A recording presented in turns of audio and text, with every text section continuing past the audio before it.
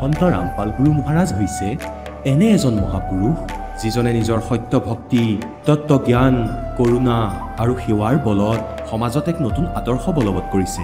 সন্ত ৰামপাল গুৰু মহাৰাজৰ নেতৃত্বত তেওঁৰ সকলো সৎলোক আশ্ৰমে কৰা বিস্ময়কৰ সমাজ কল্যাণমূলক কামে সমাজখনক সোণালী ভৱিষ্যতৰ এক নতুন আশা দেখুৱাইছে। সন্ত ৰামপাল গুৰু মহাৰাজৰ পৰা নাম দীক্ষা গ্ৰহণ কৰাৰ পিছত লাখ লাখ লোকৰ কৰ্কট ৰোগ, এইডছ আদি দুৰাৰোগ্য ৰোগ নিৰাময় হ'ল। সন্তজনাৰ জ্ঞানৰ পৰা অনুপ্ৰাণিত হৈ তেওঁৰ অনুগামীসকলে লাখ লাখ ইউনিট ৰক্তদান কৰে। সন্তজনাই লাখ লাখ ভগ্নী কন্যাৰ যৌতুকমুক্ত বিয়াৰ আয়োজন কৰালে। সন্তজনাই লাখ লাখ মানুহক ড্ৰাগছ আসক্তিৰ পৰা মুক্ত কৰিলে। কোটি কোটি ধ্বংসপ্ৰাপ্ত পৰিয়াল শান্তিত লাগিল। সন্তজনাৰ আশ্ৰমত সমাৱেশৰ সময়ত বিনামূলীয়া চকুৰ চিকিৎসা আৰু দন্ত চিকিৎসাৰ ব্যৱস্থা কৰা হয়।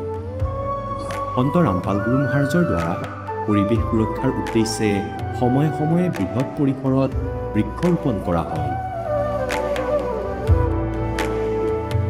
সন্তজনাই আৰ্তজনক তাৎক্ষণিক সকাহ দিবলৈ এম্বুলেন্স সেৱা আৰম্ভ কৰিছিল। সন্তজনাই তেওঁৰ অনুগামীসকলক তেওঁলোকৰ শৰীৰ দান কৰিবলৈ অনুপ্ৰাণিত কৰে, যাতে মানৱতাৰ সেৱা আৰু চিকিৎসা ক্ষেত্ৰত উন্নতি কৰিব পৰা যায়। সন্ত ৰামপাল গুৰু মহাৰাজৰ সকলো আশ্ৰমত প্ৰতিদিনে বিনামূলীয়া ধৰ্মভোজৰ আয়োজন কৰা হয়, য'ত প্ৰতিবাৰেই প্ৰতিটো জাতি, প্ৰতিটো ধৰ্মৰ মানুহে একেলগে বহি ভোজন কৰে।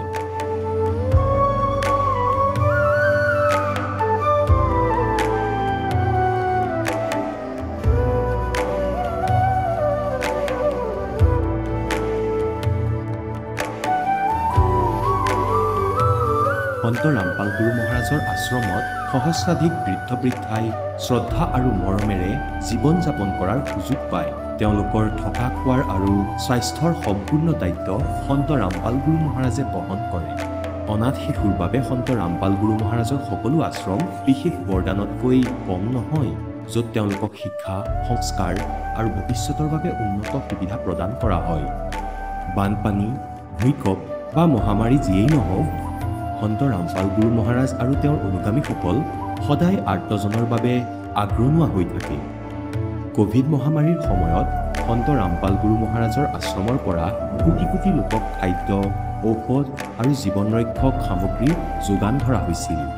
দুখীয়াক সকাহ কৰাই হওক বা যিকোনো শোষিত বা নিপীড়িত শ্ৰেণীৰ অধিকাৰ আৰু মৰ্যাদাৰ বাবে যুঁজ দিয়াই হওক, সন্ত ৰামপাল গুৰু মহাৰাজে সদায় তেওঁলোকৰ সকলো ন্যায্য দাবী চৰকাৰৰ ওচৰলৈ লৈ গৈছে আৰু তেওঁলোকক উপযুক্ত ন্যায় প্ৰদানৰ ক্ষেত্ৰত গুৰুত্বপূৰ্ণ ভূমিকা পালন কৰি আহিছে। সমাজত আধ্যাত্মিক আৰু সামাজিক মূল্যবোধৰ প্ৰতি সজাগতা অনাৰ প্ৰতিটো পদক্ষেপতে সন্ত ৰামপাল গুৰু মহাৰাজ মানৱতাৰ প্ৰকৃত সেৱক হিচাপে প্ৰমাণিত হৈছে। সন্ত ৰামপাল গুৰু মহাৰাজৰ জীৱনে আমাক শিকাইছে যে প্ৰকৃত সেৱা সেইটোহে যিটো নিস্বাৰ্থভাৱে কৰা হয়।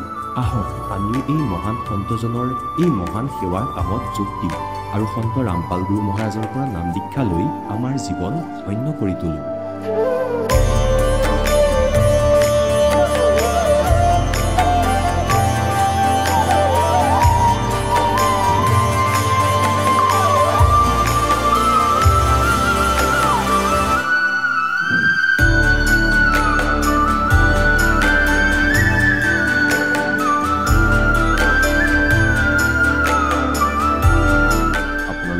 পৰিয়ালৰ সৈতে সৎলোক আশ্ৰমলৈ আন্তৰিকতাৰে আমন্ত্ৰণ জনোৱা হয়।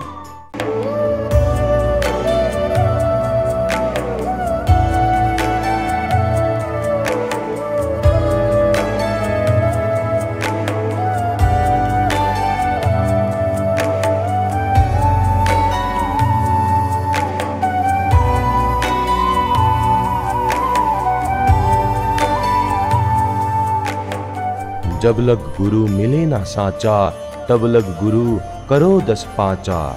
गुरु সলনি কৰিব পাৰিনে? গুৰু সলনি কৰাটো পাপ নেকি? আধ্যাত্মিকতাৰ এই ক্ষেত্ৰত আচলতে সঠিক গুৰু কোন? গীতা শাস্ত্ৰত বৰ্ণিত তত্ত্বদৰ্শী সন্তজন কোন? এই সকলোবোৰ প্ৰশ্নৰ উত্তৰ জানিবলৈ নিশ্চয়কৈ শুনক জগতগুৰু তত্ত্বদৰ্শী সন্ত ৰামপাল গুৰু মহাৰাজৰ মংগল প্ৰবচন। নমস্কাৰ। নমস্কাৰ ছাৰ। আপোনাৰ শুভ নামটো? মই পূৰ্ণিমা কোচ। আপুনি ক'ৰ পৰা আহিছে? মই ঢেকীয়াজুলিত মোৰ মাৰ ঘৰ। মই বিয়া হৈছোঁ তেজপুৰত। মই এতিয়া বৰ্তমান ঢেকীয়াজুলিত থাকোঁ। আপুনি সন্ত ৰামপাল গুৰু মহাৰাজৰ পৰা নাম দীক্ষা কেতিয়া লৈছিল? মই 2019 ডিচেম্বৰ 30 তাৰিখে লৈছিলোঁ। সন্ত ৰামপাল গুৰু মহাৰাজৰ পৰা নাম দীক্ষা লোৱাৰ আগতে আপুনি অন্য কিবা ভক্তি সাধনা কৰিছিলনে? হয় ছাৰ, মই বিশেষকৈ মই শিৱ আৰু কালীৰ পূজা কৰিছিলোঁ। মানে তেখেতৰে মই মেইন বুলি ভাবি আছিলোঁ আৰু মই বহুত ভক্তি কৰিছিলোঁ। মই বিশেষকৈ কালী এটা মায়ে পোৱালীক ভালকৈ চাই বুলি মই তেখেতৰ মানে চালিচা বুলি কয়, প্ৰত্যেক বছৰত মই ব্ৰত ৰাখোঁ আৰু চালিচা কৰিছিলোঁ। আৰু শিৱক মই দেউতা বুলি নিজে ভাবি লৈছিলোঁ। গতিকে মই শিৱৰ সাধনা মানে ওম নমঃ শিৱায় এটা জাপ বুলি ভাবি লৈছিলোঁ নিজে। এতিয়া মই সেয়াই কৰি গৈছিলোঁ। আপুনি যিহেতু জনালে যে আপুনি হিন্দু সমাজত প্ৰচলিত পৰম্পৰাগত যি সাধনা কালীমাৰ পূজা কৰিছিলে, আপুনি ভগৱান শিৱৰো পূজা কৰিছিলে, সেই সাধনাবিলাক কৰি থকাৰ স্বত্তেও আপুনি সন্ত ৰামপাল গুৰু মহাৰাজৰ শৰণলৈ কিয় আহিব লগা হ'ল? মোৰ অলপ এনেকুৱা হ'ল কি মই তেওঁলোকৰ পূজা পাঠ কৰি আছোঁ, কিন্তু মই মোৰ ঢেকীয়াজুলিত মোৰ দোকান আছে, পাৰ্লাৰ। এনেকৈ পূজা পাঠ কৰি মেলি থাকিলেও মোৰ কাষ্টমাৰ নাথাকে। আৰু শুনিবলৈ পাওঁ বহুত জেগাত এনেকুৱা কাষ্টমাৰ হৈছে, তেনেকুৱা হৈছে। মই বিমূৰত পৰি গৈছিলোঁ। মই কামো কৰোঁ, তেনেকৈ মই চাদত দহি বটো ইটো সিটো কৰোঁ, নাই মোৰ একো কাম বন একো নোহোৱা গৈছিলে। একে অৱস্থা নাই মোৰ, না মোৰ খোৱা আছিলে, না মোৰ পিন্ধা আছিলে। মোৰ বেলেগৰ ওচৰত মই হাত পাতিবলগীয়া হৈ গৈছিলে। অথচ মোৰ দোকান আছে। মানুহে কয় কিয় এনেকুৱা অৱস্থা, কিন্তু তথাপিও মই একো তেনেকৈ লাভ পোৱা নাছিল। গতিকে মই মোৰ বাইদেউৰ ওচৰলৈ গৈছিলোঁ টকা 10টা বিচাৰি। সেই টকা 10টা বিচাৰি এইকাৰণে গৈছিলোঁ য'ত নেকি মই অটো ভাড়া কৰি মই ঘৰলৈ আহিব পাৰোঁ দোকান বন্ধ কৰাৰ পিছত। তেতিয়া মোৰ বাইদেউৰ ওচৰত যাওঁতে বাইদেৱে মোক বুজালে, তই যিখিনি সাধনা কৰি আছ সেইখিনি ভুল। এতিয়া মই যে কেনেকৈ ভুল হ'ব, কাৰণ মই যিখিনি সাধনা কৰিছোঁ মই শুদ্ধতে আছোঁ। কৈছে নহয়, তই জ্ঞান গংগা পুস্তক বুলি এখন পুস্তক দিছিলে মোক, সেই কিতাপখন আনি মই ঘৰত থৈ দিছিলোঁ। মই পঢ়া নাছিলোঁ। গতিকে মই ঘৰত থৈ মই আকৌ পিছদিনাখন দোকানলৈ ওলাই গৈছিলোঁ। ওলাই যাওঁতে মই কিতাপখন লৈ গৈছিলোঁ, কিন্তু ছাৰ মই দোকানৰ ভিতৰত থৈ দিছিলোঁ। মোৰ মাৰি মই সেইদিনাখনো কান্দিছোঁ, ভগৱান কি হৈছে মোৰ দোকানখন। কিতাপখন মই থৈ দিলোঁ। তেনেকৈ বাইদেউ আহিলে, কৈছে এফালে যাবলগীয়া আছে ব'লা যাওঁ। তেতিয়া মই ক'লোঁ দোকানখন বন্ধ কৰি মই এজন ভকতৰ ঘৰলৈ গৈছিলোঁ ছাৰ। সেই ভকতজনৰ ঘৰত যাওঁতে মই অলপ সময় বহি মই অলপ শান্তি পাইছিলোঁ কিবা এটা। তাৰপিছতো মই এনেকুৱা শান্তিও পোৱা নাছিলোঁ য'ত নেকি মোৰ মাইণ্ডটো আছিলে টকা পইচাৰ ক্ষেত্ৰত। গতিকে মোৰ মাইণ্ডটো টকা পইচাৰ ফালে গৈ আছিলে ছাৰ। গতিকে মই সেইখিনি বাইদেউক কৈ পেলাই বাইদেউৰ লগত গুচি আহোঁতে মই অট'তে মোক এজন মানে মোৰ ঘৰৰ কাষৰে বাইদেউ এগৰাকী মোক ৰখাই পেলাই মোক ক'লে চাদৰ 7খন আছে অৰ্ডাৰ, তই কৰি দিব পাৰিবি নেকি? তেতিয়া মোৰ মনটো কিবা এটা ভাল লাগিলে। মই হওক দে, মই কিবা এটা কাম পাইছোঁ। দোকান খুলি মই ভিতৰলৈ গ'লোঁ, মই চাদৰখিনি ল'লোঁ। লগে লগে তেনেকৈ মোৰ কাম আহিছে, ফেচিয়েল আহিছে, থ্ৰেডিং আহিছে। তেতিয়া মই আচৰিত পাইছোঁ, কি চমৎকাৰ হে পৰমাত্মা। মই এই চমৎকাৰৰ বিষয়লৈ মই কেতিয়াও নাপাহৰোঁ মই। হে পৰমাত্মা, মই কেতিয়াও নাপাহৰোঁ। ইটোৰ পিছত সিটো মোৰ কাম আজিও ৰখা নাই। সেই পৰমাত্মাৰ দয়াই বুলি ভাবি মই পৰমাত্মাৰ যিটো জ্ঞান গংগাৰ পুস্তক সেইটো মই মূৰত লগাই মই তাতে থৈ পেলাই মই ভাবিলোঁ মই পঢ়িম। মই ইমানেই কামত বিজি হৈ গ'লোঁ য'ত নেকি মই পুস্তক পঢ়িবলৈ আজিলৈকে নোৱাৰিলোঁ। এইকাৰণে নোৱাৰিলোঁ কি মোক পৰমাত্মাই ইমানেই দি দিলে য'ত নেকি মোৰ কমি নহ'ল। তাৰপিছত মই পুস্তক লৈ পেলাই ঘৰলৈ আহিলোঁ। আহি পেলাই মোৰ মানুহজনক ক'লোঁ এনেকুৱা কথা আজি। কৈছে হয়নে, কিমান পইচা আনিছা? মই কৈছোঁ ইমান আনিছোঁ। গতিকে গোটেই ঘৰ ভৰা ৰেচন নিজৰ চব ফালে সুবিধা কৰি দিলে। একমাত্ৰ সন্ত ৰামপাল মহাৰাজৰ কৃপাতে হৈছে এইখিনি। হে পৰমাত্মা। গতিকে তাৰ পিছদিনাখন মই বাইদেউক লগ ধৰিলোঁ। বাইদেউক লগ ধৰি পেলাই মই ক'লোঁ বাইদেউ মোক কেনেকৈ কি কৰিব পাৰে মই একো নাজানো। কি গুৰু হয় কি হয় মই আজিলৈকে জ্ঞান গংগা পঢ়াও নাই। আপুনিয়ে লৈ যাওক মোক, নি পেলাই মই নাম দীক্ষা ল'ম। ক'লে হ'ব, এই আজি নহয় কালি নহয় এনেকৈ মই নাম দীক্ষা ল'লোঁ। লোৱাৰ পিছত মোৰ দোকানখন দুপত ধুনীয়া হৈ গ'ল। তাৰপিছতে মই বহুত দিন ধৰি এটা সন্তানৰ কথা ভাবি থাকিছিলোঁ। গতিকে মোৰ এটা সন্তান থকা হ'লে ভাল আছিলে বুলি। কিন্তু মই ডক্টৰকো দেখাইছিলোঁ। দেখুৱাৰ পিছত ডক্টৰে ক'লে আপোনাৰ বয়স হৈছে এতিয়া, আপুনি অলপ ভয় কৰা কথা আছে। তেতিয়া মই বাদ দিছিলোঁ। এইখিনি মোৰ ভিতৰীয়া কথা। তথাপি মই আজি কৈ আছোঁ গতিকে মই বাদ দিছিলোঁ। বাদ দিয়াৰ পিছত মই তেতিয়া চিন্তা কৰিলোঁ, হে ভগৱান, হে পৰমাত্মা, আপুনি চব কৰিব পাৰে, কি কৰিব নোৱাৰে। তাৰপিছতে মই মোৰ মানুহজনক ক'লোঁ, আপুনিও নাম দীক্ষা লওক, কিবা না কিবা এটা গুৰুদেৱে হেৰি কৰিয়ে দিব, সমাধান কৰিয়ে দিব। তেতিয়া মোৰ মানুহজনো ল'লে। মানুহজনে লোৱাৰ পিছত ইমানে ভাল দিন আহিল, মোৰ তাৰপিছত সন্তান এটাও আহিল। সন্তান অহাৰ পিছত ডক্টৰে কৈছে, নাই আমি ইয়াত নোৱাৰিম। তাৰপিছত ঢেকীয়াজুলি দেখাই তেজপুৰলৈ গ'লোঁ। তেজপুৰৰ পৰা গৈ গুৱাহাটীত ৰেফাৰ কৰিলে। তাৰপিছতে ক'লে, নহয়, আমাৰ মানুহজনে ক'লে কি ইয়াতে হ'ব, যি হ'ব সন্ত ৰামপাল মহাৰাজেই চব কৰিব পাৰিব, বাকী একো চিন্তা কৰিবলগীয়া নাই। ভালে ভালে মোৰ সন্তানো আহিল, ল'ৰা এটা আছে, আজি 2 বছৰ হৈছে। গতিকে মোৰ একো চিন্তা নাই এতিয়া, সকলো মোৰ শান্তিৰে মোৰ দোকান ঘৰ সম্পূৰ্ণ ধুনীয়াকৈ চলি আছে। একমাত্ৰ সন্ত ৰামপাল মহাৰাজৰ কৃপাতে হৈ আছে এয়া। এইটো আচৰিত কথা, আপুনি সন্ত ৰামপাল গুৰু মহাৰাজৰ জ্ঞান গংগা নামৰ পুথিখন আপোনাৰ দোকানত ৰাখি থোৱাৰ পিছতো আপুনি যাক অধ্যয়নে কৰা নাছিলে, তথাপি আপুনি ইমান লাভ পাবলৈ সক্ষম হৈছে। আৰু লগতে আপুনি যেতিয়া নাম দীক্ষা লোৱাৰ পিছত আপুনি এটি সন্তানৰ কথা ভাবিছিলে, আপুনি নিসন্তান আছিলে, নিসন্তানৰ পৰা আপোনাক এতিয়া বৰ্তমান এটি সন্তানৰ পৰমাত্মাই কৃপা কৰিলে, সন্তান প্ৰাপ্তি কৰিলে। এইটো কেনেকৈ সম্ভৱ? সন্ত ৰামপাল গুৰু মহাৰাজে আপোনালোকক এনেকুৱা কি ভক্তিবিধি প্ৰদান কৰে যাৰ দ্বাৰা নেকি আপুনি ইমানখিনি লাভ পাবলৈ সক্ষম হৈছে?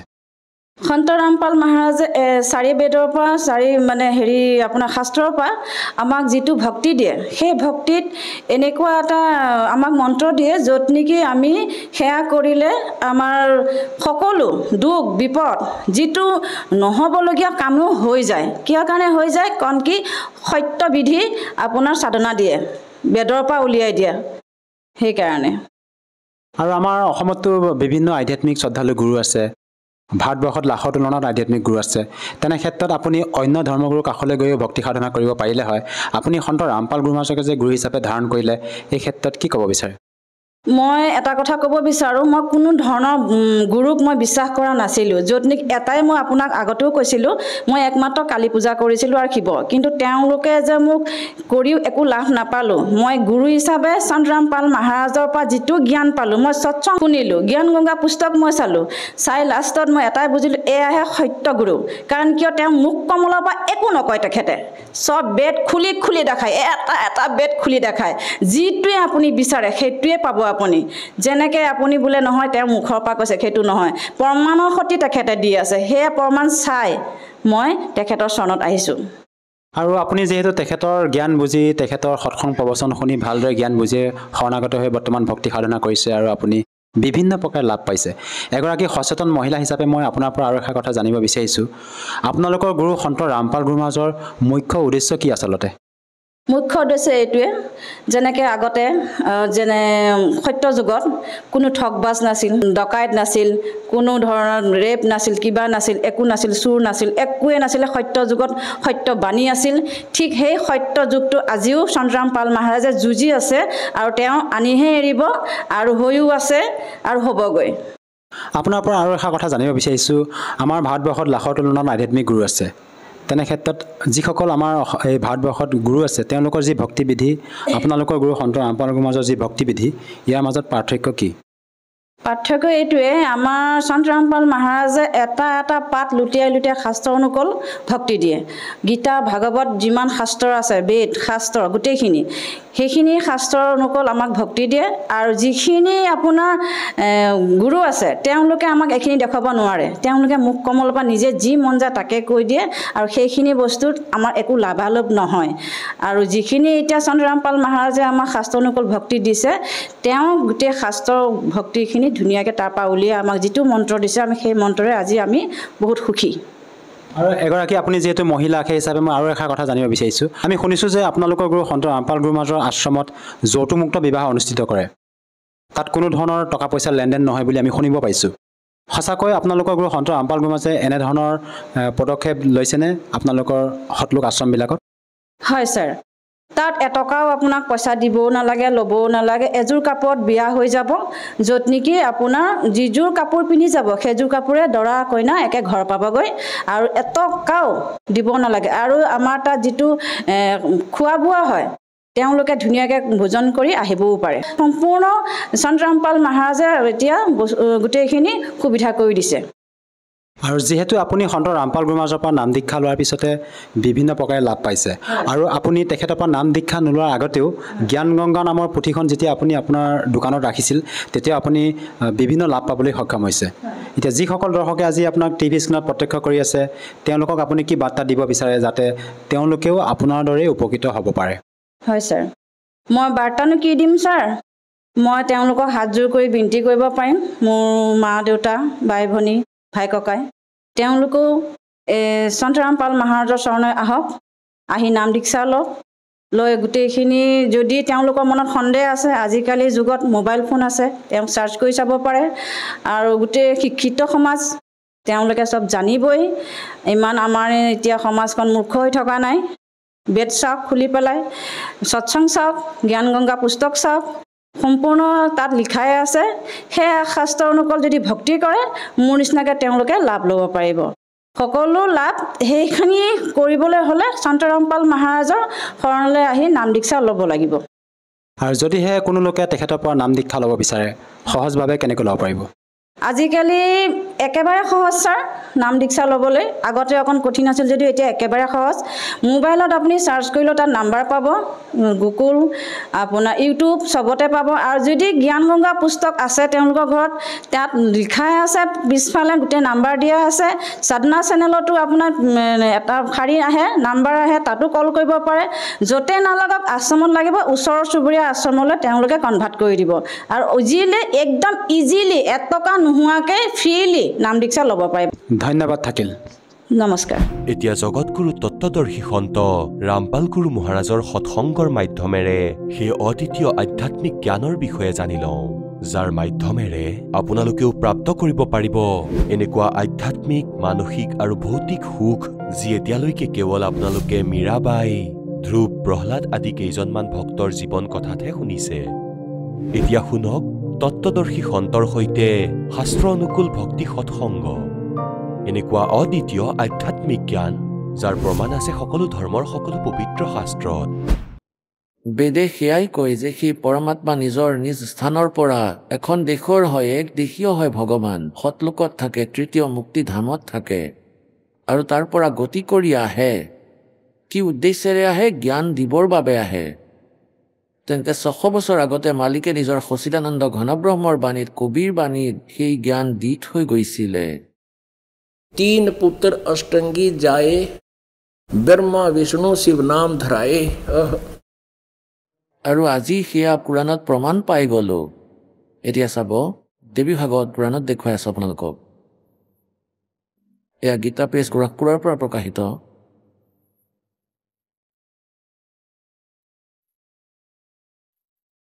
আৰু ইয়াৰ সম্পাদক কোন হয়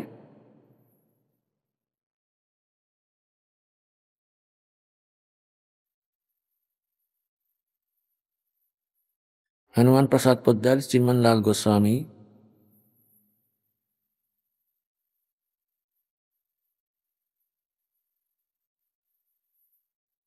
প্ৰকাশক এবং মুদ্ৰক হ'ল গীতা প্ৰেছ গোৰখপুৰ গোবিন্দ ভৱন কাৰ্যালয় কলকাতাৰ সংস্থান এওঁলোকৰ ফেক্স আৰু ফোন নম্বৰ ইয়াৰ 123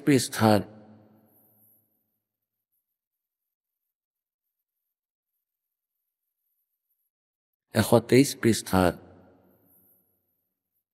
তৃতীয় স্কন্ধ বিষ্ণুদেৱে নিজৰ মাতা দুৰ্গাৰ স্তুতি কৰি নিজৰ স্থিতি স্বয়ঙে স্পষ্ট কৰি আছে তুমি শুদ্ধ স্বৰূপা এই গোটেই সংসাৰ তোমাৰ পৰাই উদ্ভাসিত হৈ আছে মই ব্ৰহ্মা আৰু শংকৰ আমি সকলো তোমাৰ কৃপাৰেই বিদ্যমান আমাৰ আবিৰ্ভাৱ মানে জন্ম আৰু তিৰুভাৱ মানে মৃত্যু হয় আমাৰ আবিৰ্ভাৱ মানে জন্ম আৰু তিৰুভাৱ মানে মৃত্যু হয় আমাৰতো জন্ম আৰু মৃত্যু হয় অবিনাশী নহয় কেৱল তুমিয়েই নিত্য হয় জগত জননী হয় প্ৰকৃতি আৰু সনাতনী দেৱী ভগৱান শংকৰে ক'লে দেৱী যদি মহাভাগ বিষ্ণু তোমাৰ পৰাই প্ৰকট হৈছে তেনেহ'লে তেওঁৰ পিছত উৎপন্ন হোৱা ব্ৰহ্মাও তোমাৰেই বালক হ'ল তেনেহ'লে মই তমোগুণী লীলা কৰা শংকৰ কি তোমাৰ সন্তান নহলো? অৰ্থাৎ মোকো উৎপন্ন কৰোতা তুমিয়েই হয়। শিৱে সম্পূৰ্ণ সৃষ্টি কৰাত তুমি বহুত চতুৰ।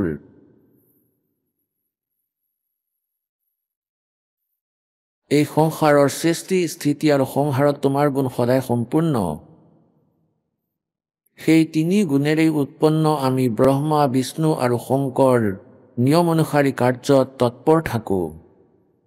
এতিয়া পুণ্যাত্মাসকল, এই পবিত্ৰ দেৱী পুৰাণে সকলো সমস্যাৰ সমাধান কৰিলে।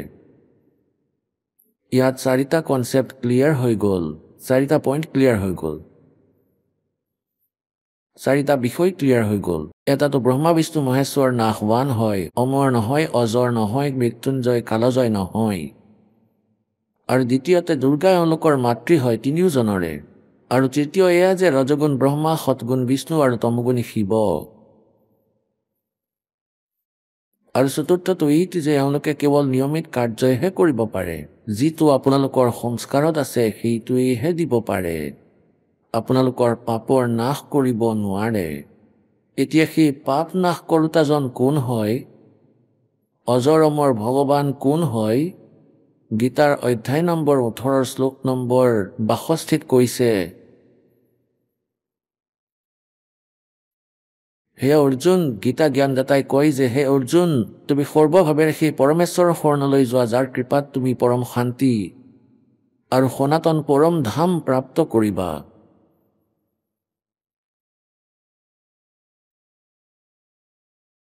তালৈ যোৱাৰ পাছত তোমাৰ আৰু কেতিয়াও জন্ম আৰু মৃত্যু নহ'ব, অমৰ লোক প্ৰাপ্ত হ'বা। শ্ৰীমদ ভাগৱত গীতাত অধ্যায় নম্বৰ 15 শ্লোক নম্বৰ 1 পৰা 4 আৰু 16-17 এয়া স্পষ্ট কৰা আছে যে ওপৰৰ ফালে শিপা থকা আৰু তললৈ তিনিও গুণৰূপী শাখা থকা শিপাটো মানি লোৱা সৎপুৰুষ পৰম অক্ষৰ ব্ৰহ্ম আৰু তিনি গুণ ৰজগুণ ব্ৰহ্মা, সৎগুণ বিষ্ণু, তমগুণ শিৱৰূপী এই তিনিডাল শাখা। আৰু তাত আকৌ কৈছে যে যি এই সন্ত এই ওলটাকৈ ওলমি থকা সংসাৰৰূপী বৃক্ষৰ শিপা কোন হয়, কাগজ কোন প্ৰভু হয়, ডাল কোন হয় আৰু শাখা কোন হয়, পাতৰ সহিতে কৈ দিয়া। সেইজন বেদৰ তাৎপৰ্যক জনা এজন তত্ত্বদৰ্শী সন্ত হয়। তত্ত্বদৰ্শী সন্তৰ প্ৰাপ্তিৰ পিছত তত্ত্বজ্ঞানৰূপী শস্ত্ৰৰ দ্বাৰা এই অজ্ঞানৰূপী শত্ৰুক কাটি পেলাই শেষ কৰি 15 অধ্যায়ৰ 4 শ্লোকত কৈছে যে তাৰ পাছত পৰমেশ্বৰৰ অৰ্থাৎ সেই পৰমক্ষৰ ব্ৰহ্মৰ পৰমপদৰ বিচাৰ কৰিব লাগে, য'ত যোৱাৰ পিছত প্ৰাণী কেতিয়াও এই সংসাৰলৈ ঘূৰি নাহে। আকৌ গীতা জ্ঞানদাতাই কয় যে ময়ো আৰু যিজনে গোটেই ব্ৰহ্মাণ্ডৰ ৰচনা কৰিছিলে আৰু যিজন কুলৰ সৃজনহাৰ হয়, আৰু তাতেই লিখা আছে যে গীতা জ্ঞানদাতাই কয় ময়ো তেওঁৰ শৰণতে আছো। এনেকুৱা নিশ্চয় কৰি কেৱল তেওঁৰেই ভক্তি কৰিব লাগে। গীতাৰ অধ্যায় নম্বৰ 15 শ্লোক নম্বৰ 16-17 তিনি প্ৰভুৰ কথা কৈছে, তিনি পুৰুষৰ কথা কৈছে, তিনি ব্ৰহ্মৰ কথা কৈছে। এজনক ক্ষৰ পুৰুষ বুলি কোৱা, ক্ষৰ পুৰুষেই কোৱা বা ক্ষৰ ব্ৰহ্ম বুলি কোৱা, ক্ষৰ ব্ৰহ্ম ক্ষৰ, আৰু অক্ষৰ পুৰুষ বুলি কোৱা বা অক্ষৰ ব্ৰহ্ম কোৱা, আৰু তৃতীয় পৰম অক্ষৰ ব্ৰহ্ম উত্তম পুৰুষটো। এতিয়া ইয়াত কৈ আছে যে সেই অবিনাশী পৰমাত্মা কোন হয়, যিজনে এই পাপৰ নাশ কৰে সেই ভগৱান কোন হয়। এই ব্ৰহ্মা বিষ্ণু মহেশ্বৰতো বহু তলত স্থিতি থাকি যায়। कबीर साहब कहते हैं 3 लोक का राज है ब्रह्मा विष्णु महेश, ऊंचा धाम कबीर का वाणी विरह विदेश।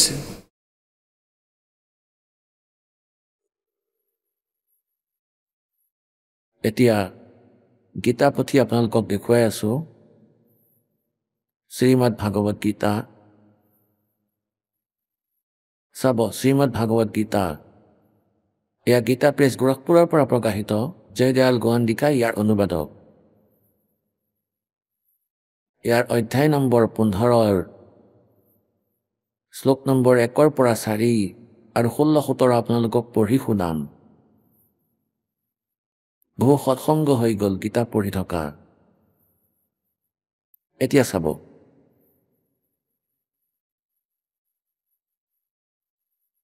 অধ্যায় এয়া 15 অধ্যায় 15 অধ্যায়। ইয়াত কোৱা হৈছে যে 15 নং অধ্যায়ৰ প্ৰথম মন্ত্ৰ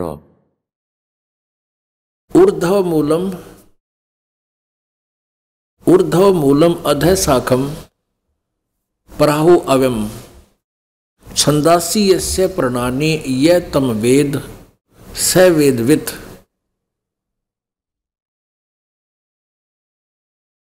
ইয়াক আকৌ পঢ়িম মনোযোগেৰে ঊৰ্ধ্বমূলম ঊৰ্ধ্ব মানে ওপৰৰ ফালৰ শিপা ভাল অধঃশাখম তলৰ ফালৰ শাখা অশ্বত্থম প্ৰাহু অভ্যম এয়া এক সংসাৰৰূপী আহতৰ গছ বুলি মানা যি অবিনাশী হয় আৰু চন্দাসী য়েস্য প্ৰণানি ছন্দ ছন্দ বেলেগ বেলেগ ছন্দ অৰ্থাৎ ভাগ বিভাগ ইয়াৰ পাতৰ সৈতে পাত আদি ইয়তাম বেদ যি এওঁক এই অজ্ঞান অন্ধকাৰত লুকাই থকা সেই পৰমাত্মা সংসাৰৰূপী বৃক্ষৰ পৰমাত্মাৰ বিষয়ে জানে স বেদবিদ এই সংসাৰৰূপী বৃক্ষক যিয়ে নাজানে তেওঁ অজ্ঞান অন্ধকাৰত লুকাই আছে সেই জ্ঞানক যিয়ে কৈ দিয়ে সহ বেদবিদ বেদবিদ মানে বেদৰ তাৎপৰ্যক জনা অৰ্থাৎ তত্ত্বদৰ্শী সন্ত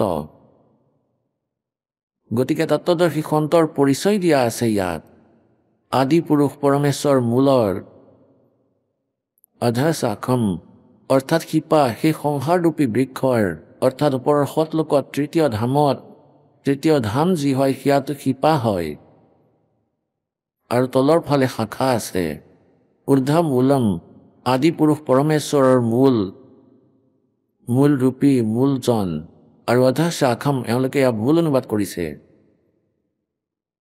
অধ মানে ব্ৰহ্মৰোগ মুখ্য শাখা বুলি লিখি দিলে ভুল এতিয়া চাব এয়া শ্লোক নম্বৰ 2 অধঃ আৰু অধঃ দুবাৰ আছে ইয়াৰ অনুবাদ এওঁলোকে আগলৈ কৰিছে এতিয়া চাব ইয়াত অধঃ মানে তলৰ আৰু অধঃ মানে তলৰ এতিয়া চাব কিমান ভাল অনুবাদ হৈ যাব চাব 15 নং অধ্যায়ৰ প্ৰথম মন্ত্ৰ আমি আকৌ পঢ়িম ঊৰ্ধ্বমূলম মানে ওপৰৰ ফালে লিখিব লাগিছিলে ওপৰৰ ফালে আদি পুৰুষ পৰমেশ্বৰ বুলি মানি লোৱা মূলজন অধঃশাখম তলৰ ফালে শাখা থকা তিনি গুণৰূপী শাখা এনেকুৱা লিখিব লাগিছিলে অশ্বত্থম সংসাৰৰূপী আহত গছজোপা অবিনাশী প্ৰাহু মানে কোৱা হয় চন্দাসী বেদ যাক পাত বুলি কোৱা হৈছে এয়া চন্দ ইয়াত বেদ বুলি কোৱা হোৱা নাই অৰ্থাৎ ইয়াৰ বেলেগ বেলেগ ছন্দ বন্ধ বেলেগ বেলেগ ক্ষেত্ৰ বিভাগ পাত আদি যিবোৰ কোৱা হৈছে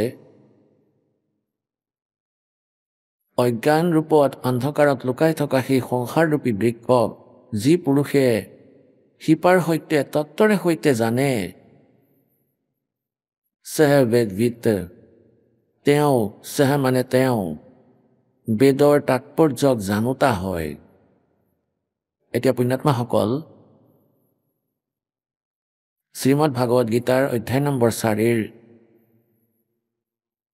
শ্লোক নম্বৰ 34ত কোৱা হৈছে যে যি গীতাৰ অধ্যায় নম্বৰ 4 শ্লোক নম্বৰ 32ত সচিদানন্দ ঘন ব্ৰহ্মৰ বাণীৰূপী তত্ত্ব জ্ঞানৰ উল্লেখ কৰিছে যে সেই সচিদানন্দ ঘন ব্ৰহ্মৰ বাণীত সেই তত্ত্ব জ্ঞানত বহুত বিস্তাৰেৰে সৈতে ধাৰ্মিক অনুষ্ঠান যজ্ঞৰ জ্ঞান দি গৈছে সেয়া তত্ত্ব জ্ঞান হয় 4ৰ্থ অধ্যায়ৰ 34 নম্বৰ শ্লোকত কৈছে যে সেই তত্ত্ব জ্ঞানত তুমি তত্ত্বদৰ্শী সন্তৰ ওচৰলৈ গৈ বুজা আৰু ইয়াত কৈছে তত্ত্বদৰ্শী সন্তৰ পৰিচয় যে সেই তত্ত্বদৰ্শী সন্তজন কেনেকুৱা হ'ব গতিকে সেই ভূমিকা পৰমাত্মাই নিজেই পালন কৰিছিলে आप आरती आप साजे आप किंगर आप बाजे आप ताल झंझनकारा आप नचे अब देखणारा कह कबीर से आरती गाऊं आप मध्य आप समाऊं সেই পৰমেশ্বৰে পৰমাক্ষৰ ব্ৰহ্ম কবিৰদেৱে কাশীৰ সেই শিপিনীয়ে 600 বছৰ আগতে কৈছিলে अक्षर पुरुष एक पेड़ है निरंजन वाकी डार और तीनों देवा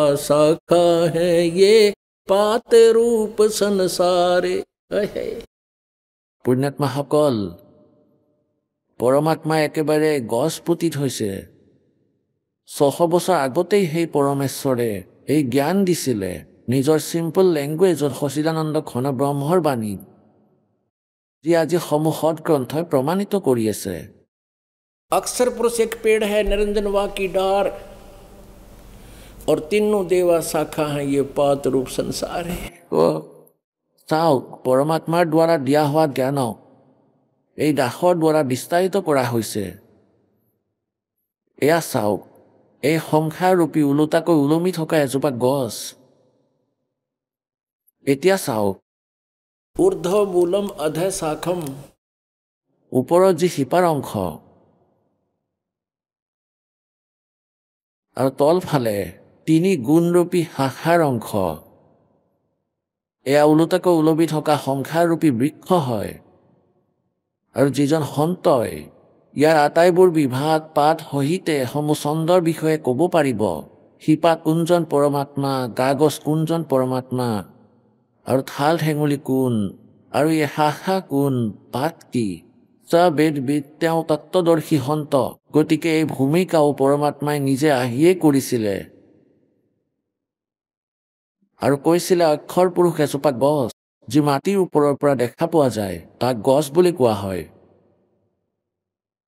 এই অক্ষৰ পুৰুষ এজোপা গছ, আৰু নিৰঞ্জন জ্যোতি নিৰঞ্জন কাল ব্ৰহ্ম অক্ষৰ পুৰুষ ইয়াৰ ডাল, और तीनों देवा शाखा हैं, भाई पात रूप संसार। এতিয়া শিপা কোন? কাৰণ তেওঁ নিজেই আছিলে। সেয়েহে এই দাসে ক'ব, হে মূল কোন? আদি পুৰুষ পৰমেশ্বৰ পৰম অক্ষৰ ব্ৰহ্ম কবিৰ দেৱ। এই পৰম অক্ষৰ ব্ৰহ্ম পূৰ্ণ ব্ৰহ্ম কবিৰ দেৱ, কবিৰ পৰমেশ্বৰ পৰম অক্ষৰ ব্ৰহ্ম, এওঁ শিপা সম্পূৰ্ণ সংসাৰৰূপী বৃক্ষৰ, এই গছে য'ৰ পৰা আহাৰ পায়। আৰু গা গছ যি আছে এয়া অক্ষৰ পুৰুষ, ইয়াক পৰব্ৰহ্ম বুলিও কোৱা হয়। আৰু এই ডাল ক্ষৰ পুৰুষ। এই অক্ষৰ পুৰুষটো এজোপা গছ, অৰ্থাৎ মাটিৰ ওপৰ ভাগত যি অংশ দেখা যায় ইয়াক বৃক্ষ বুলি কোৱা হয়, গছ।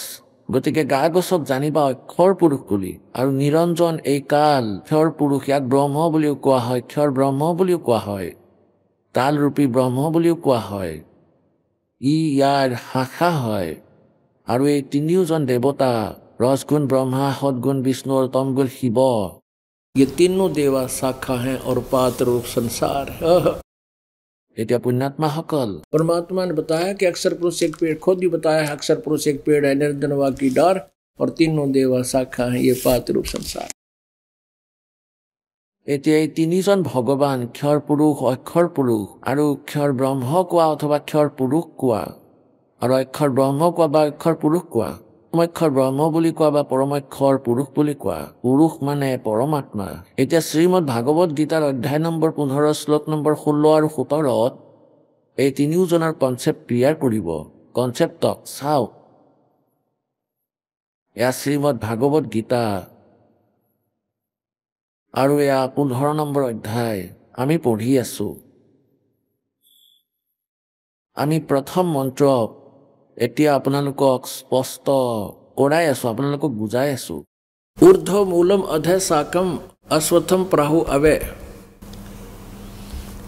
ऊर्ध्व मूलम अधः शाखम अश्वत्थम प्राहु अवे, छंदासी यस्य प्रणानी ये तम वेद से वेदवित। এয়া আমি ক্লিয়াৰ কৰি লৈছো যে ওপৰৰ আদি পুৰুষ পৰমেশ্বৰ ৰূপী মূল, অৰ্থাৎ ওপৰৰ অংশটো শিপা, সেই সংসাৰৰূপী বৃক্ষৰ, সেই পৰমাত্মাক শিপা বুলি ভাবা, মূল বুলি ভাবা।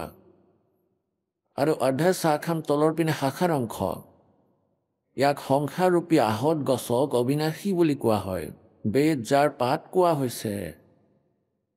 আৰু সেই সংসাৰৰূপী বৃক্ষক যিজন পুৰুষে মূল সহিত তত্ত্বক জানে, তেওঁ বেদৰ তাৎপৰ্য জানোতা। এতিয়া দ্বিতীয়টোত কিমান ভালকৈ বুজাইছে। अधः च ऊर्ध्वम प्रसरता तस्य शाखा गुण प्रवर्धा, विषय प्रवाला अधः च मूलानि अनुसंततानि कर्मानुबंधिनी मुनिश्लोके। সেই সংসাৰৰূপী বৃক্ষৰ তিনি গুণ ৰূপ পানীৰে ভৰি থকা শাখা, পানী পাই বাঢ়ি যোৱা নহয়। এয়া 3 গুণৰূপী শাখা মাথো ইমানেই যথেষ্ট। এওঁলোকে নিজ বিচাৰ বৰ্ণিত কৰিছে দেৱতাসকল। বিষয় সেৱালা বিষয় বিকাৰৰ শাখা 3 গুণৰূপী শাখা। তলত আৰু ওপৰত, সৰ্বত্ৰ নহয়। ওপৰত স্বৰ্গলোকত, পৃথিৱী লোকত জ্ঞান দিয়া হৈছে, তলত পাতাল লোকত, এই 3টা লোকত বিয়পি আছে। আৰু মনুষ্য লোকত কৰ্মৰ বন্ধনত বন্ধাৰ এয়া মুখ্য কাৰণ। শিপা, মূল, 3টা গুণ, ৰসগুণ ব্ৰহ্মা, সদগুণ বিষ্ণু, তমগুণ শিৱ আমাক ইয়াত কৰ্ম অনুসৰি বান্ধি থোৱাৰ মুখ্য কাৰণ। মূলানি, ইয়াত সেই বৃক্ষৰ শিপা নাই। ই মুখ্য বাসনাৰূপী শিপা, এয়া মূল হয় ইয়াত আমাক বান্ধি থোৱাৰ মুখ্য কাৰণ, ৰখাই থোৱাৰ। আৰু তলত আৰু ওপৰত সকলো লোকতে নহয়, কেৱল তলত আৰু ওপৰত। তলত পাতাল লোকত, ওপৰত স্বৰ্গ লোকত এওঁলোকৰ সত্তা আছে। এতিয়া ইয়াত এই প্ৰসংগ ক্লিয়াৰ কৰিব লাগিব।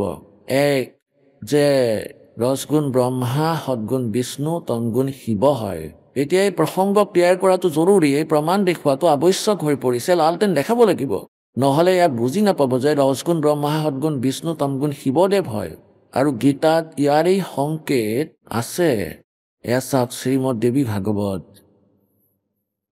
হিন্দী টিকা সহিত ভাগ 1। আৰু ই ক'ৰ পৰা প্ৰকাশিত হৈছে? দেৱী ভাগৱতম সৱস্তিকম সে মাতম, খেমৰাজ শ্ৰীকৃষ্ণ দাস প্ৰকাশন, বোম্বে।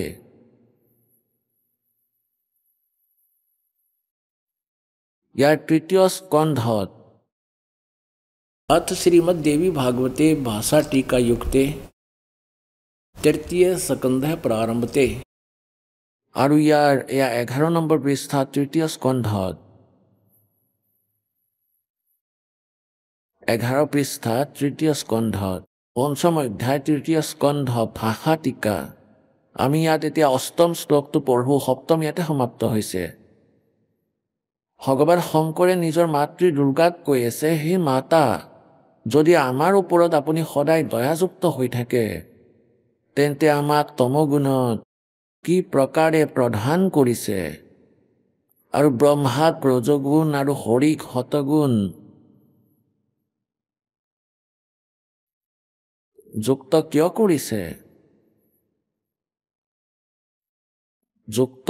কৰিছে? এতিয়া ইয়াত চাব, ইয়াৰ সংস্কৃত আৰু পঢ়ো।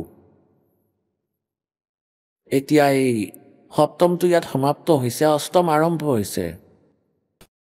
यदि दया धर्मना न सदाम्बिके कथम अहम विहिता च। शंकर भगवान कह रहे हैं যে যদি আপুনি দয়ালু হয়, দয়াৱান হয়, তেন্তে মোক কি প্ৰকাৰে, কথম अहम विहिता च, কি প্ৰকাৰে মোক বনাইছে, তমগুণে, মোক তমগুণত কিয় প্ৰদান কৰিছে, কিয় উৎপন্ন কৰিছে।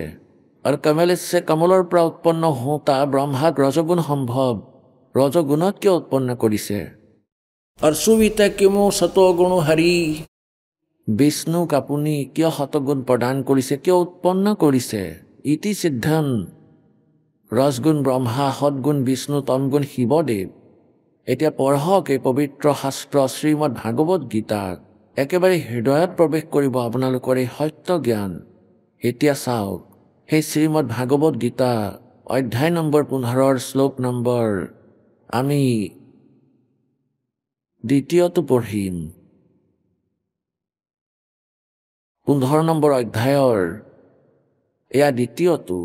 ইয়াতো আহিয়ে গ'ল, চ বেদ, যে ইয়াক জানে তেওঁ তত্ত্বদৰ্শী সন্ত। 2য়টোত কোৱা হৈছে যে সেই সংসাৰৰূপী বৃক্ষৰ 3টা গুণৰূপ, ৰসগুণ ব্ৰহ্মা, সদগুণ বিষ্ণু, তমগুণ শিৱ, ই পানীৰে ডাঙৰ হোৱা নাই। ই গুণৰ পৰা গুণৰূপী বিষয় প্ৰবালা শাখা। ইয়াকো লগতে পঢ়ি লোৱা, বিষয় প্ৰবালা শাখা, এয়া বিষয় বাসনাৰ শাখা হয়। মাথো ইমানেই যথেষ্ট। এওঁলোকে ইয়াত আকৌ বেলেগ কিবা বনাই দিছে। এয়া ওপৰত আৰু তলত সিঁচৰিত হৈ আছে। মনুষ্য লোকত কৰ্ম অনুসৰি বন্ধনত বন্ধাৰো এয়া মুখ্য কাৰণ। মূলানি, মূল হয়, শিপা হয়, মুখ্য কাৰণ হয়, আৰু ওপৰ তলত ব্যক্ত হয়। এতিয়া 3য়টোত কোৱা হৈছে, এই সংসাৰৰূপী বৃক্ষ স্বৰূপ যেনেকৈ কোৱা হৈছে, তথা এনেকৈ ইয়াত বিচাৰ কালত পোৱা নাযায় কাৰণ নাতো ইয়াৰ আদি আছে আৰু না ইয়াৰ অন্ত আছে আৰু না ইয়াৰ ভালদৰে স্থিতি আছে। সেয়েহে এই সুবিৰুৰ মূলম অৰ্থাৎ শিপা যি আছে, মূল যি আছে, ওপৰৰ সেই সতলোকটো অবিনাশী, পৰমাত্মা যিজন তাত থাকে, সেই শিপাটো ইয়াৰ অবিনাশী ভগৱান, দৃঢ় মূলৰূপী অৰ্থাৎ অবিনাশী পৰমাত্মাৰূপী শিপা এই সংসাৰৰূপী আহত গছক असंग शस्त्रेण छित्वा বৈৰাগ্য ৰূপ শাস্ত্ৰৰ দ্বাৰা কাটি নহয়, তত্ত্ব জ্ঞানৰূপী শাস্ত্ৰৰ দ্বাৰা কাটি। এতিয়া আকৌ চাওক, গীতাৰ জ্ঞানদাতাই কৈছে যে এই সংসাৰ বৃক্ষৰ অৰ্থাৎ সৃষ্টি ৰচনাৰ বিষয়ে মই পৰিচিত নহওঁ আৰু ইয়াত বিচাৰ কালত, এনেকুৱা ইয়াত বিচাৰ কালত তোমাৰ আৰু মোৰ গীতাৰ জ্ঞানৰ ডিছকাশ্যনত পোৱা নাযায় কাৰণ মোৰ ইয়াৰ বিষয়ে ভালদৰে কোনো স্থিতিৰ জ্ঞান নাই। আৰু ইয়াৰ সেই তত্ত্ব গীতাৰ অধ্যায় নম্বৰ 4 শ্লোক নম্বৰ 34 যি তত্ত্বদৰ্শী সন্তৰ ফালে সংকেত দিয়া হৈছে, যি তেওঁৰ বাবে কোৱা হৈছে, তেওঁৰ পৰা তত্ত্ব জ্ঞান জানি লৈ তাৰ পাছত তত্ত্ব জ্ঞানৰূপী শাস্ত্ৰৰ দ্বাৰা ইয়াক কাটি 15 নম্বৰ অধ্যায়ৰ 4 শ্লোক, 15 নম্বৰ অধ্যায়ৰ 4 শ্লোক। ইয়াৰ পাছত সেই পৰম পদৰূপ পৰমেশ্বৰক ভালদৰে বিচাৰিব লাগে, য'ত যোৱা পুৰুষ আকৌ উভতি সংসাৰলৈ নাহে, অৰ্থাৎ তেওঁৰ কেতিয়াও জন্ম মৃত্যু নহয়। আৰু যিজন পৰমেশ্বৰৰ পৰা অৰ্থাৎ গীতাৰ জ্ঞানদাতাৰ পৰা ভিন্ন এই পৰমেশ্বৰ, যাৰ বিষয়ে গীতাৰ জ্ঞানদাতাই কৈ আছে দাবীৰে, যিজন পৰমেশ্বৰে সংসাৰৰূপী পুৰাতন মানে এই আদি সংসাৰৰূপী বৃক্ষৰ পুৰণি প্ৰথমটো এই সমগ্ৰ সংসাৰৰূপী বৃক্ষৰ প্ৰবৃত্তি বিস্তাৰক প্ৰাপ্ত কৰিছে, অৰ্থাৎ যিজনে সমগ্ৰ ব্ৰহ্মাণ্ডক ৰচনা কৰিছে, সেই আদি পুৰুষ নাৰায়ণৰ মই শৰণাপন্ন। এই প্ৰকাৰে দৃঢ় নিশ্চয় কৰি সেই পৰমেশ্বৰৰ মনন আৰু নিধি ধ্যাসন কৰিব লাগে। এতিয়া পুণ্যাত্মাসকল এই 4 শ্লোকত কমপ্লিট একেবাৰে ক্লিয়াৰ কৰি দিছে যে সেই পৰম পদ পৰমেশ্বৰক বিচাৰিব লাগে, য'ত যোৱাৰ পাছত আকৌ কেতিয়াও জন্ম মৃত্যু নহয়। আৰু যিজন পৰমেশ্বৰৰ পৰা এই পুৰাতন সংসাৰৰূপী বৃক্ষৰ প্ৰবৃত্তি বিস্তাৰ প্ৰাপ্ত হৈছে, অৰ্থাৎ যিজনে ইয়াৰ ৰচনা কৰিছে, আৰু সেইজনৰেই মই শৰণাপন্ন, ময়ো তেওঁৰে শৰণত আছো। এই প্ৰকাৰে দৃঢ় নিশ্চয় কৰি তেওঁৰে পূজা কৰিব লাগে। এতিয়া পুণ্যাত্মাসকল এয়া সেই অমূল্য সদগ্ৰন্থ যাক আমি নিত্য প্ৰতিদিন পঢ়িছিলোঁ, অধ্যায়ো আমি ইয়াৰ মুখস্থ কৰি থৈছিলোঁ, কিন্তু আমি বুজি পোৱা নাছিলোঁ। क्योंकि गुरु बिन वेद पढ़े जो प्राणी समझे न सार रहे अज्ञानी, और गुरु बिन काहू न पाया ज्ञान जो थोथा वो छड़े किसाना। আমি কেৱল ফুচিহে সিঁচি আছিলোঁ। এই ব্ৰহ্মা বিষ্ণু মহেশ আৰু মহৰ্ষিসকলেও এই সকলোৱে ফুচিহে সিঁচি আছিল, এওঁলোকৰো বেদৰ জ্ঞান নাছিল। এতিয়া পুণ্যাত্মাসকল এক শব্দ যি কোৱা হয়, ই ইমান তিতা সত্য, যদি ইয়াৰ কনচেপ্ট ক্লিয়াৰ নহয় যে ব্ৰহ্মা বিষ্ণু মহেশ্বৰো বেদৰ জ্ঞান নাছিল, তেনেহ'লে এই কথা সমাজে একেবাৰে বিশ্বাস নকৰিব। আৰু যেতিয়া প্ৰমাণ দেখুওৱা হয়, তেতিয়া বুদ্ধিমান সমাজে তৎক্ষণাতে স্বীকাৰ কৰি আজি ইয়াত নিজৰ কল্যাণ কৰাবলৈ আহি আছে। এতিয়া পুণ্যাত্মাসকলে দাসে যি পৰিশ্ৰম কৰিব লগা হৈছে, ইয়াৰ ফল মালিকে নিশ্চয় দিব। এই দাসৰ উদ্দেশ্য এয়াই যে সমগ্ৰ বিশ্ব তত্ত্বজ্ঞানৰ সৈতে পৰিচিত হওক, নিজৰ ভগৱানক চিনি পাওক, নিজৰ পিতা মূল মালিকক চিনি পাওক। তেতিয়া তেওঁলোকৰ কোনো দুখী নাথাকিব এই সংসাৰত যদি এই নিয়মত থাকে। परमात्मा कहते हैं जब तक अंसा हमरी आना और काल लगे नी तेरा बाना।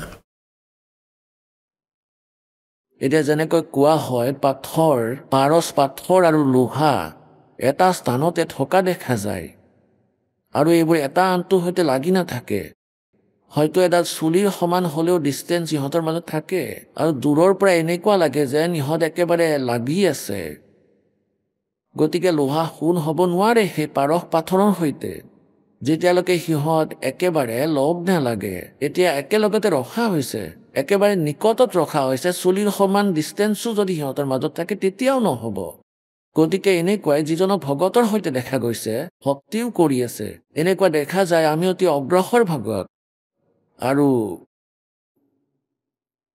তেওঁৰ পৰমাত্মাই তেওঁৰ মাজত পৰিৱৰ্তন আনিব নোৱাৰে যেতিয়ালৈকে তেওঁক হৃদয়েৰে পৰমাত্মাই লোক দেখুৱাব নিবিচাৰে অন্তৰৰ পৰা ভক্তি কৰে মালিকক বিচাৰে তেতিয়া তেওঁৰ পৰিৱৰ্তন হয় তেওঁৰ ৰক্ষা হয় परमेश्वर कहते हैं जब लग हंसा हमारी आना हमारी मर्यादा में रहेगा तो तब लगे नहीं काल तेरा बाण তীৰ নালাগে তুমি তেওঁৰ ওপৰত এটেক কৰিব নোৱাৰা যেনেকৈ সীতাক কোৱা হৈছিলে এই ৰেখাৰ বাহিৰলৈ নাযাবা গতিকে ৰাৱণৰ সাহসে নাছিলে তাত প্ৰৱেশ কৰাৰ সীতাই সেই ৰেখাৰ নিয়ম উলংঘন কৰিছিলে মৰ্যাদা ভংগ কৰিছিলে তাৰ সেয়েহে দুৰ্গতি হৈছিল গতিকে এনেকৈ যেতিয়ালৈকে আমি পৰমেশ্বৰে কোৱা মাৰ্গত চলিম তেতিয়া কোনো সমস্যা নাথাকে চিৰদিনৰ বাবে সুখী কৰি দিব এতিয়া প্ৰসংগ চলি আছে যে পৰমাত্মাই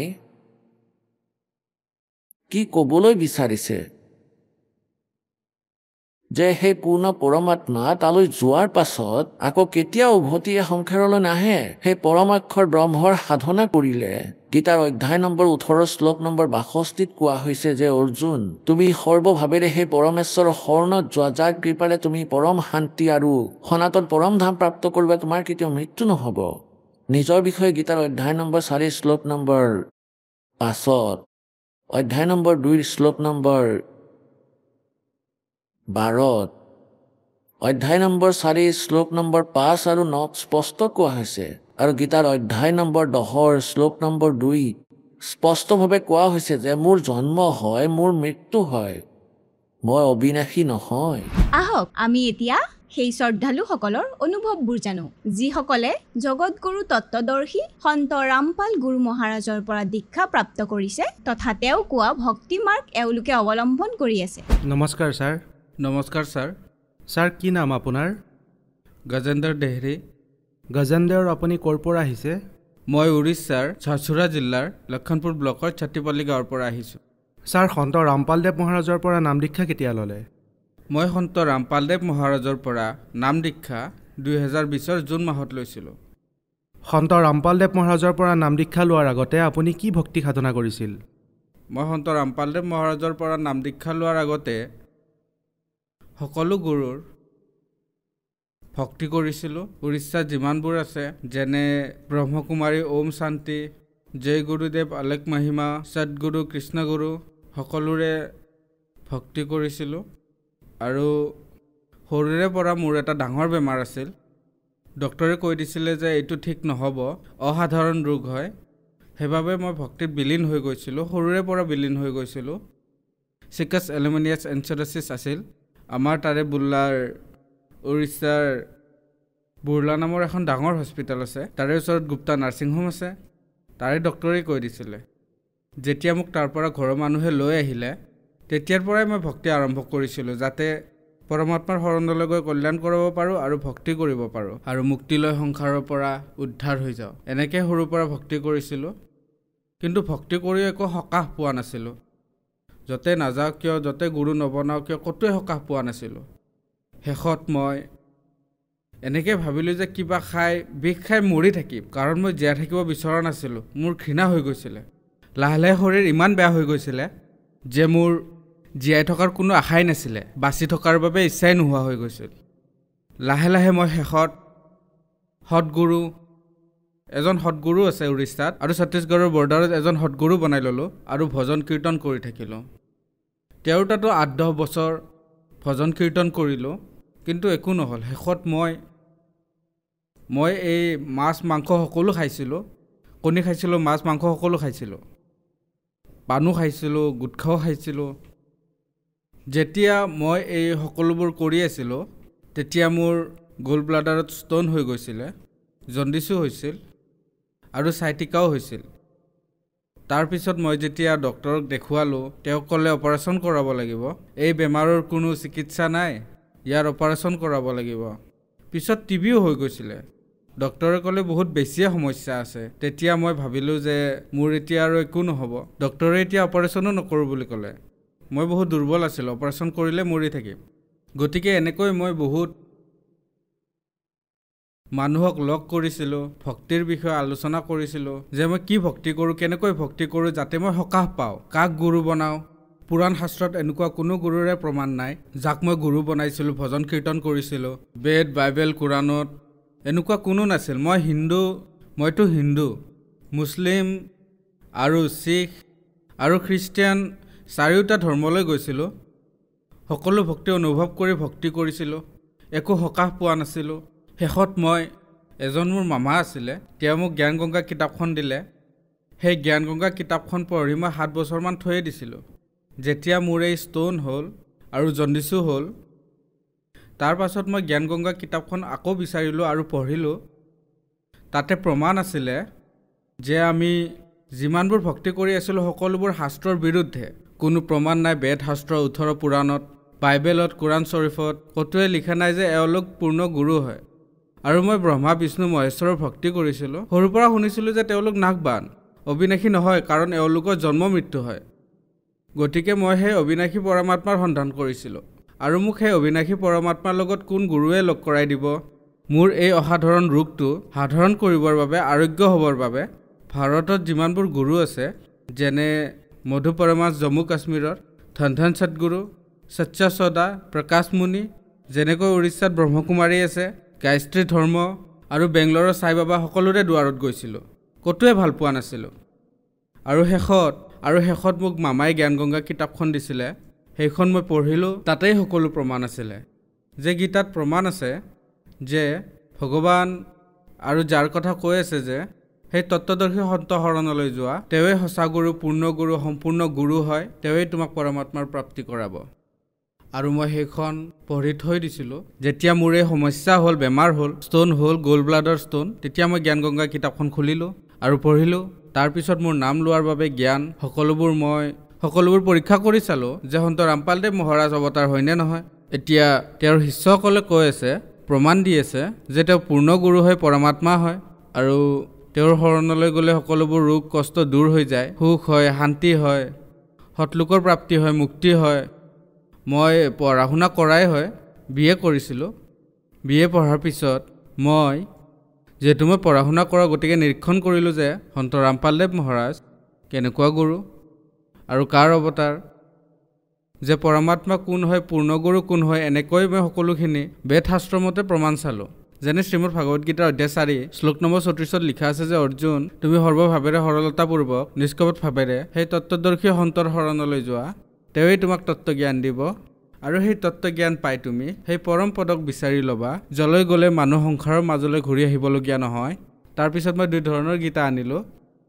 তাতে ভেৰিফাই কৰিলোঁ তাক মিলালোঁ যে সন্ত ৰামপালদেৱ মহাৰাজে জ্ঞান গংগা কিতাপত যিমানেই 18 পুৰাণ 4 বেদ 6খন শাস্ত্ৰ বাইবেল গুৰু গ্ৰন্থত যিমানবোৰ প্ৰমাণ দিছে সকলোবোৰ আনি মোৰ লগত যিমানবোৰ বেদ গ্ৰন্থ আছে তাতে মিলাই চালোঁ ওচৰৰ গাঁৱৰ যিমানবোৰ মানুহৰ লগত মোৰ ওচৰত যিকেইখন নাছিল সেইবোৰ মই ওচৰ পাজৰৰ গাঁৱলৈ গৈ মিলাই চালোঁ যিমানবোৰ শ্লোক তাত লিখা আছিলে মিলাই চালোঁ ঠিকেই আছিলে আৰু মই বুজিলোঁ যে সন্ত ৰামপালদেৱ মহাৰাজ পূৰ্ণ পৰমাত্মা অবিনাশী পূৰ্ণ ব্ৰহ্ম কবিৰ চাহেবৰ অৱতাৰ কাৰণ বাইবেলত অৰ্থডক্স বাইবেলত লিখা আছে যে কবিৰেই পৰমাত্মা কোৰাণ শ্বৰীফত লিখা আছে যে আল্লাহ কবিৰ হয় গুৰু গ্ৰন্থত লিখা আছে যে গুৰু নানকে কৈছে যে কবিৰেই পৰমাত্মা হয় আৰু শ্ৰীমদ ভাগৱত গীতাৰ 17 নম্বৰ অধ্যায়ত কবিৰ চাহেবৰ নাম আছে আৰু ভাগৱত গীতাৰ 7 নম্বৰ অধ্যায়ৰ 9 নম্বৰ শ্লোকতো আছে সকলো মিলাই চালোঁ আৰু মানিলোঁ যে তেওঁৱেই গুৰু হয় আৰু কবিৰ চাহেবে পৰমাত্মা আৰু কবিৰ চাহেবৰ অৱতাৰ সন্ত ৰামপালদেৱ মহাৰাজ তেতিয়া মই নাম ল'ম বুলি থিৰাং কৰিলোঁ আৰু হাৰিয়ানাত যেতিয়া মই মোবাইলত সৎসংগ চালোঁ তেওঁৰ সৎসংগ চালোঁ তাত হালধীয়া শাৰীত যি নাম্বাৰ আহে সেই হালধীয়া শাৰীত হাৰিয়ানাৰ আশ্ৰমত ফোন লগালোঁ তাৰ পৰা আদেশ আহিলে যে আপুনি উৰিষ্যাৰ যি সম্বলপুৰ নামদান কেন্দ্ৰ আছে ভুৱনেশ্বৰ আৰু কালাহান্দিতো আছে যিখন ওচৰ তাৰে নম্বৰ দিম তেতিয়া মই ক'লোঁ যে সম্বলপুৰ নামদান কেন্দ্ৰ মোৰ ওচৰ হ'ব সন্ত ৰামপালদেৱ মহাৰাজৰ সম্বলপুৰত যি নামদান কেন্দ্ৰ আছে 2020-21ত অনলাইন মোবাইলত নামদান দীক্ষা ল'লোঁ। ছাৰ আপুনি কৈছে যে আপোনাৰ চিকল চেল নামৰ বেমাৰ আছিলে, জণ্ডিছ আছিলে, লিভাৰত কেঞ্চাৰ আছিলে, আপুনি কেইদিনমান পিছত মৰিব বুলি ডক্টৰে কৈছিলে। তাৰপিছত আপুনি সন্ত ৰামপালদেৱ মহাৰাজৰ পৰা নাম দীক্ষা ল'লে। তেন্তে কি আপুনি বেমাৰ ভাল পালেনে? যিমানবোৰ বেমাৰ আছিলে মই সকলোৰে পৰা লাহে লাহে ভাল পালোঁ। এতিয়া সুস্থ, মোৰ সকলো বেমাৰ দূৰ হ'ল। মই এতিয়া ভক্তি কৰি আছোঁ আৰু মোৰ যিমানবোৰ বেমাৰ আছিলে সকলোৰে পৰা পৰিত্ৰাণ পালোঁ। চিকল চেলৰ বাবে মই 24টা যি লাগিছিলে, ট্ৰামাডল লাগিছিলে, ডাইনাপাল লাগিছিলে, পেণ্ডৰ লাগিছিলে, এই সকলোবোৰ লগাইছিলোঁ। যিমান দেৰিলৈকে ইয়াৰ প্ৰভাৱ আছিল তেতিয়ালৈকে ভাল লাগিছিল। তাৰ প্ৰভাৱ শেষ হোৱাৰ পিছত ভাল নলগা হয়। এনেকৈয়ে মই চলি আছিলোঁ। আৰু যেতিয়া পৰমাত্মাৰ শৰণলৈ আহিলোঁ, মুক্তিদাতা সন্ত ৰামপালদেৱ মহাৰাজৰ শৰণলৈ আহিলোঁ, তেতিয়াৰ পৰা মই ভাল পাবলৈ ধৰিলোঁ আৰু মেডিচিন এৰি দিলোঁ। মেডিচিন, ঔষধ সকলো এৰিলোঁ। এতিয়া সুস্থ, এতিয়া পৰমাত্মাৰ ভক্তি কৰি আছোঁ। ছাৰ, মোৰ পইচা আৰ্থিক অৱস্থা বহুত বেয়া আছিলে, ঘৰত বহুত সমস্যা হৈছিল। সন্ত ৰামপালদেৱ মহাৰাজৰ দয়াত ঘৰত অশান্তি কম হ'ল আৰু আৰ্থিক স্থিতিও সলনি হ'ল। এতিয়া পৰমাত্মাৰ দয়াত সকলো ঠিকে আছে। ছাৰ, আপোনাৰ পঢ়া শুনা কি? মই পৰমাত্মাৰ দয়াত BA কমপ্লিট কৰিছোঁ আৰু উৰিষ্যাৰ যি উৎকল ইউনিভাৰ্চিটি আছে তাতে MBA এডমিশ্যন লৈছোঁ আৰু এতিয়া পঢ়া শুনা আৰু ভক্তি দুয়োটাই চলি আছে। ছাৰ, আপুনি এজন শিক্ষিত মানুহ আৰু আপুনি কৈছে যে সন্ত ৰামপালদেৱ মহাৰাজৰ পৰা অনলাইনত নাম দীক্ষা লৈছে। আপোনাৰ বহুত বেমাৰ আছিলে। আপুনি কৈছে যে প্ৰায় সকলো ধৰ্মতে আপুনি গুৰু বনাইছে। জগন্নাথ মন্দিৰলৈ গ'ল, দেৱী দেৱতাৰ ওচৰলৈ গ'ল, ক'তোৱে ভাল নাপালে। কিন্তু আপুনি সন্ত ৰামপালদেৱ মহাৰাজৰ পৰা অনলাইন নাম দীক্ষা লৈ ভাল পাই গ'ল। এইটো কেনেকৈ সম্ভৱ? মুক্তিদাতা সন্ত ৰামপালদেৱ মহাৰাজে যি নাম দীক্ষা দিয়ে, যি মন্ত্ৰ দিয়ে, সকলোবোৰ শ্ৰীমদ ভাগৱত গীতাৰ 17 নম্বৰ অধ্যায়ৰ 23 নম্বৰ শ্লোকত ওম তৎসৎ যি আছে, সেইটোত 3বাৰকৈ পৰমাত্মাই নাম দিয়ে। গতিকে যেতিয়া আমি এই শাস্ত্ৰ অনুকূল ভক্তি কৰোঁ, মই শাস্ত্ৰ অনুকূল ভক্তি কৰিছিলোঁ, তেতিয়াহে মই লাভ পাবলৈ ধৰিলোঁ। স্বাস্থ্য সলনি হ'বলৈ ধৰিছিল, আৰোগ্য হ'ব ধৰিলোঁ। আৰু এয়াতো প্ৰমাণিত জ্ঞান হয়, প্ৰমাণিত ভক্তি, যি সৎগুৰু মুক্তিদাতা সন্ত ৰামপালদেৱ মহাৰাজৰ পৰা পাইছোঁ। ছাৰ, আপুনি কৈছে যে আপোনাৰ বহুত বেছি বেমাৰ আছিলে। এনেকুৱা বেমাৰ আছিলে যে সেয়া কেতিয়াও ভাল নহয়। আপুনি সন্ত ৰামপালদেৱ মহাৰাজৰ শিষ্যসকলৰ ইণ্টাৰভিউ চালে যে তেওঁলোকে ঠিক হৈ আছে, গতিকে আপুনিও ঠিক হ'ব। আজি আপুনি টিভিৰ সন্মুখত থিয় হৈ আছে আৰু আপুনিও এক উদাহৰণ। আৰু যিসকল আজি সমস্যাত আছে আৰু আপোনাক টিভিত দেখি আছে, তেওঁলোকক কি ক'ব? যিসকল মই যেনেকৈ সমস্যাত আছিলোঁ, পৰমাত্মাক বিচাৰি ফুৰিছিলোঁ, যিজন সৎগুৰুক বিচাৰি আছিলোঁ, যিয়ে শাস্ত্ৰ অনুকূল ভক্তি দিয়ে, পূৰ্ণ পৰমাত্মা হয়, তেনেকুৱা পৰমাত্মাক বিচাৰি বিচাৰি আজি তেওঁৰ দয়াত সেই গুৰুও বনালোঁ, সেই পৰমাত্মাও প্ৰাপ্ত কৰিলোঁ আৰু পৰমাত্মাৰ দয়াত যিবোৰ মোৰ বেমাৰ আছিল সকলোৰে পৰা আৰোগ্য হ'লোঁ। এতিয়া ভক্তি কৰি আছোঁ, সুস্থ আছোঁ, পঢ়িও আছোঁ। আৰু এই বিশ্বত যিসকল মোৰ ভাৰতবাসী আছে, সকলোকে মই বিনম্ৰ প্ৰাৰ্থনা কৰি হাতযোৰ কৰিছোঁ যে যিসকল এই ৱৰ্ল্ডত, ভাৰত দেশত, উৰিষ্যাত আছে, সকলোকে প্ৰাৰ্থনা জনাইছোঁ, মোৰ ভাই ভনী মাতা পিতাসকলক, এই যে সন্ত ৰামপালদেৱ মহাৰাজ আছে, তেওঁ শাস্ত্ৰ অনুকূল ভক্তি প্ৰদান কৰে আৰু শ্ৰীমদ ভাগৱত গীতাৰ অধ্যায় নম্বৰ 34, অধ্যায় 4ৰ 34 নম্বৰ শ্লোকত যি তত্ত্বদৰ্শী সন্তৰ কথা কৈছে, তেওঁৱেই গুৰু হয়। আৰু তেওঁৰ শাস্ত্ৰ অনুকূল ভক্তিৰে যিয়ে নাম দীক্ষা ল'ব, তাৰ পৰা মুক্তি পাব আৰু তেওঁ আৰোগ্যও হ'ব। এয়াই প্ৰমাণ আছে বেদ আৰু শাস্ত্ৰত। ছাৰ, সন্ত ৰামপালদেৱ মহাৰাজৰ পৰা নাম দীক্ষা কেনেকৈ ল'ব পাৰি? আমাৰ ভাৰতবৰ্ষৰ বহুতো টিভি চেনেলত সন্ত ৰামপালদেৱ মহাৰাজৰ সৎসংগ আহে, তাৰে তলত হালধীয়া শাৰী এটা আহে, তাত আশ্ৰমবোৰৰ নম্বৰ থাকে। সেই নম্বৰত ফোন কৰিলে আপোনালোকৰ ওচৰত মানে নিজৰ নিজৰ ডিষ্ট্ৰিক্টত যি নামদান কেন্দ্ৰ আছে সন্ত ৰামপালদেৱ মহাৰাজৰ, তাৰ পৰাই আপুনি নামদান পাই যাব। ধন্যবাদ ছাৰ। নমস্কাৰ ছাৰ।